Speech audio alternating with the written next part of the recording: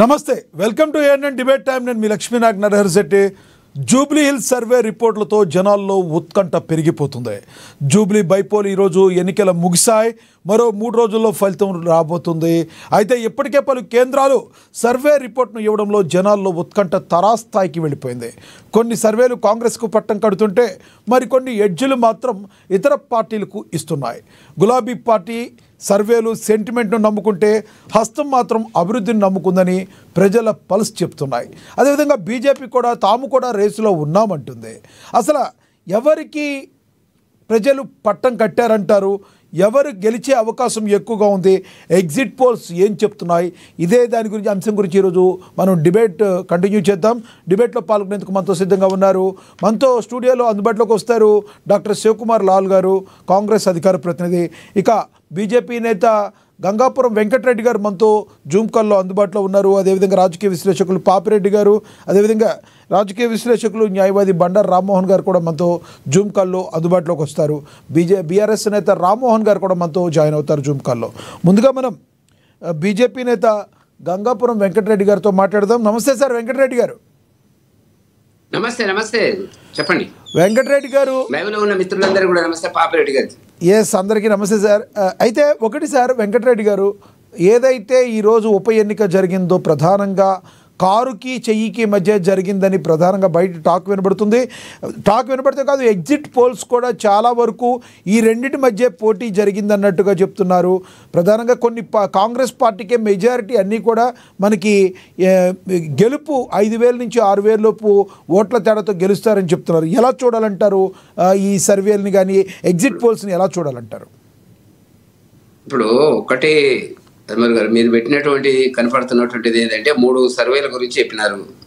ఒక దాంట్లో కాంగ్రెస్ వెనుక్కుంది, బీఆర్ఎస్ మొదటి దాంట్లో కేకే సర్వేలో బీఆర్ఎస్ పార్టీ ముందుంది. సరే, మాకు 7% ఇచ్చినారు. రెండవ దానికి వచ్చేటప్పటికి ఏంటంటే 45% కాంగ్రెస్కి ఉంది, 39%.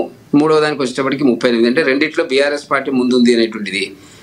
మీరు 3 ఏవైతే చూపిస్తున్నారో లైవ్లో చూపిస్తున్నారో అవే 2 బీఆర్ఎస్ వైపు ఉన్నవి, ఒకటి మాత్రం కాంగ్రెస్ ఉంది. సరే, మాకు ఏది చూపించలేదు, అది వేరే సంగతి.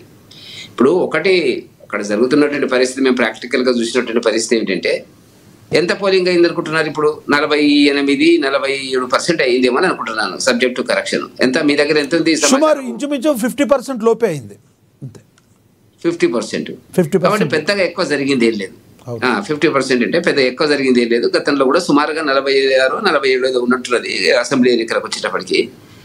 ఇప్పుడు ఈ సర్వేలు సరే, ఇప్పుడు ఎలక్షన్స్ ఎట్లా అయిపోయినాయి, బ్యాలెట్ బాక్స్ క్లోజ్ అయింది, మనం వాస్తవాలే మాట్లాడుకోవాలి. కాబట్టి చాలా సర్వేలు, ఏదో 1-2 సర్వేలు తప్ప అన్ని సర్వేల్లో భారతీయ జనతా పార్టీ వెనుకుంది, ఆ రెండింటి మధ్యనే పోటీ ఉందని, కాంగ్రెస్ ముందుకు వచ్చిందని, బీఆర్ఎస్ ముందుకు వచ్చిందని చర్చ జరుగుతున్నటువంటి పరిస్థితి కనపడుతున్నటువంటి అంశం. దానికి ఏం సందేహం లేదు.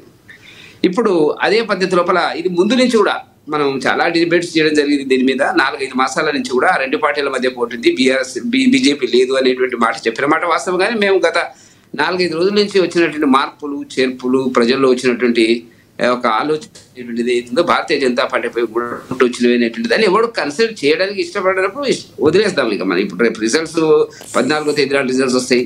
ఇవాళ కూడా సర్వే రిజల్ట్స్ కొంత రావచ్చు. ఆ సర్వే రిజల్ట్స్ చాలా సందర్భాల లోపల ఇటు అటు ఉన్నటువంటివి చూసినాము. కొన్ని సందర్భాల్లో దగ్గరగా ఉంటాయి, కొన్ని సందర్భాల్లో ఘోరంగా విఫలమైన ఈ సర్వే రిపోర్ట్స్ జాతీయ స్థాయిలో కానీ రాష్ట్ర స్థాయిలో కానీ రకరకాలుగా మనం చూసినటువంటిదే, పెద్ద గొప్పగా ఏం లేదు.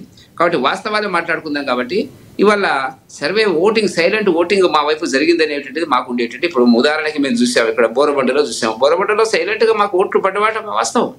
ఇప్పుడు అక్కడ ఉండేటువంటి మా ఇన్ఛార్జ్ ఎవరైతే ఉన్నారో తాడూరి శ్రీనివాస్ గారు, గతంలో బీఆర్ఎస్ పార్టీలో పనిచేసినటువంటి దాంట్లో కూడా నేను 3-3:30కు ఫోన్ చేసినప్పుడు నా ఏరియాలో మాత్రము భారతీయ జనతా పార్టీకి బ్రహ్మాండమైనటువంటి ఓట్లు పడ్డమాట వాస్తవం.